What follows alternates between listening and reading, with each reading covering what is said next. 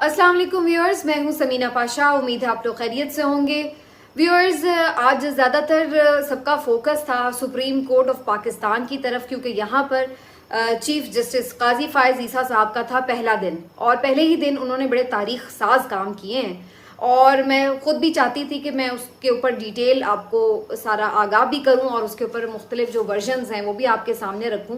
क्या उसमें अच्छी बातें थी, क्या अच्छी बातें नहीं थी, और जो एक अहम केस की समाअत हुई है जिसको सारे पाकिस्तान ने लाइव देखा टीवी के ऊपर, तो उस केस की समाअत से क्या नज़र आया, मेरी क्या ऑब्जर्वेशंस थी, तो ये सब मैंने आपके साथ आज के वीलॉग में डिस्कस करना था।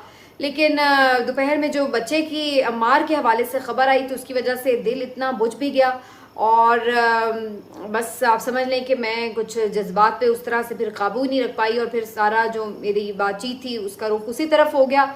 बहुत ही अफसोसनाक खबर थी।